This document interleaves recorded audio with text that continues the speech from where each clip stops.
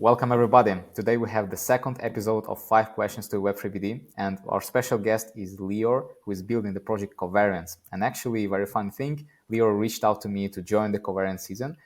So I would love to ask Lior what the project is about and why did he decide to build the project specifically for Web3 BDs. Welcome, Lior. Yeah, thank you, Nikolai, for having me. And it's kind of felt like a very natural evolution to things I've been doing in crypto in the past 6 years. Have been project working on both builder side and investment side, but I realized through working with so many projects that there are two things that are really came to mind. One is that the value that can be created by getting people together, by identifying opportunities, is tremendous. So that could be a game changer for a project. And the second is that that's the ability to find like the right match or the right opportunity for a project is sometimes or usually limited to the capacity of the people, the person trying to help them. And there is a better way to unlock more opportunities. And this is basically what led me to think about Covariance, which is basically a community or a network-led BD organization, a platform where a project will define KPIs, allocate rewards, and then let people from the network to help them achieve their goals. If they are able to do that, they will be rewarded, and basically the value the value that is created is going to everyone that been part of the journey. So that's kind of the TLDR. Got it. So basically, like any BD rep can come to the Covariance and become a contributor, helping connecting different people with different projects, right people with right leads, and then get incentivized for that, right? Right, and it's not everyone, because we do curate and want to make sure that the quality of the participant is high. So also projects feel confidence they can trust and use the network. But in general, the concept is that you are opening the opportunity that usually are preserved for probably high ranked people that only do advisory to anyone that now can participate if they are able to create value. Got it. Okay, that's I really like that because that you are standing in the in pioneering this thing. So I would include all the links for people to check out the Covariance because this is like the new flow. I haven't seen anything like that in Web3 market, and for me it's exciting. I don't know how it will change like in the next few seasons, but what we have right now is like it's like a great prototype. Okay, so the next question would be more about the technology and like what you have seen, the tactics, what you have seen works best for you in Web3 BD and Web3 sales. Like which tactic or which method, what brings you the most success in Web3 BD or from what you have seen in your community that people can use right now? Yeah, so I think in general, it's about relationship. Like, so it's really this is kind of the number one factor that helps you kind of be able to help projects and create the value, because a lot of people kind of trying to skip that and saying, okay, I'm just going direct to the point, but eventually there is a lot of trust element in doing BD, because you want to make sure that you think about the needs of the project you support or the potential prospect, and you also want to make sure that they trust that you have their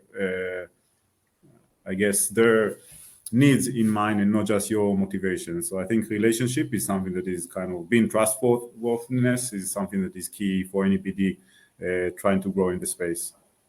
Okay, but relationship is like the seed that you plant, and then you need to wait until you have the crops. What are your preferred ways to maintain the relationship? Like from at first from making a friend or making this connection, and then all the way down to having some kind of collaboration together. Yeah, I think it's like the maintenance is something that cannot be artificial. Like having a cadence of meeting people always helps to keep up in pace. But usually what probably works is that you don't just stay in touch when you need. Like keep the relationship going by always trying to help founders, projects, anyone that you can. You don't need to think about monetization or what's in it for me on the short term, because these things usually tend to pay off in the long run. So building your kind of credibility as someone that does care about the industry and trying to help eventually pays off. And people that have patience and not just looking to capitalize on market cycles probably will win on the long run. the way I see it. Yeah, that's like, that's actually one of the problems, because to be there, it's kind of like a sport. You always delaying the gratification, and you need to have enough motivation or discipline to basically burn through all this time when you don't see any result. And this is like one of the reasons why a lot of people are leaving our industry, because they don't see these results. They have been there's like this narrative, big story about Web3 being so groundbreaking and changing people's lives and blah blah blah, and such a good cool industry. But that when people come in, all their dreams, all the things that they have been seeing, it's like it crashes. They see the reality, they don't like it, and they're just leaving the industry. So do you think this is like a threat to our industry? Like, will our industry survive? Because right now we're so dependent on all these market fluctuations. So if you're working as a Web3 BD, and even if you have good product, even if you have good people, but all these market fluctuations, they still have impact on the way you sell. So what do you think about the future of our industry and the people and the work in our industry? Yeah, I think like this is the nature of like business cycles, and in Web3 and crypto, it's even to more extreme because of the liquidity of the assets.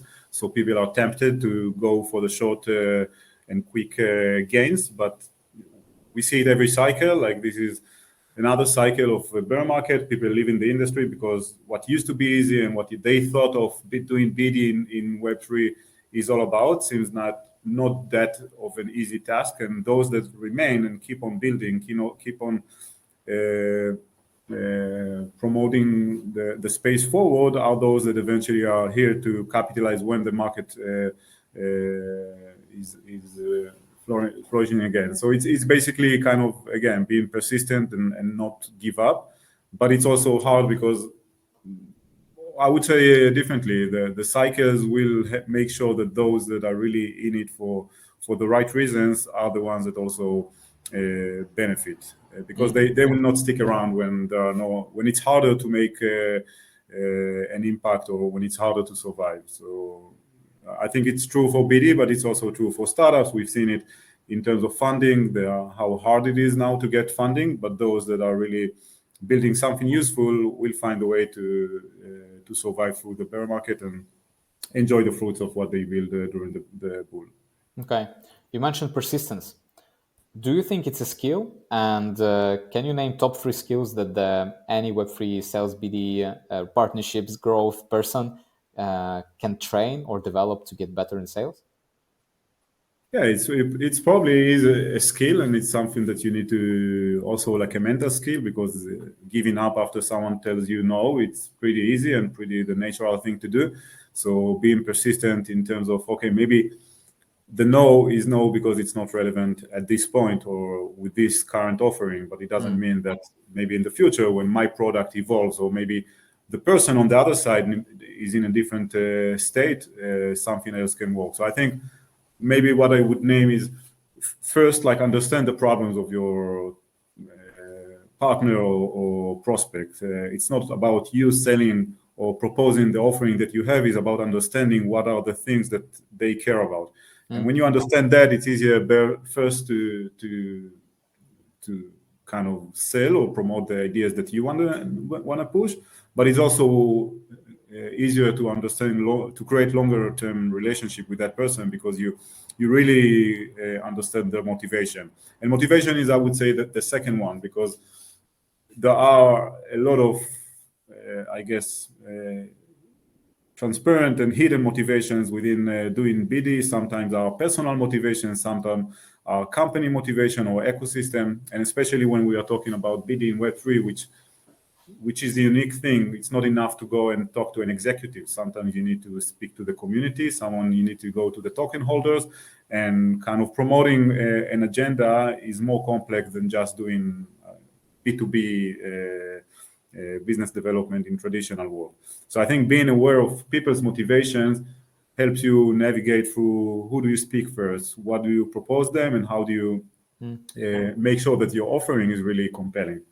So I think these are, I guess we said, persistent, motivation, and understand the problems that your prospect has. Be persistently motivated in solving people's problems.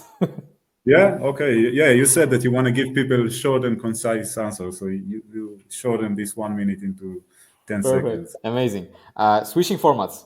5 very quick blitz questions so people can better understand you and open up about different opinions and stuff that you want to share with people. So question number one: do you prefer bad warm intro or good cold outreach to somebody? Like warm is always better, but I would say that sometimes cold outreach, when it's done well and really touches the right person at the right time, is probably could be better than a bad one.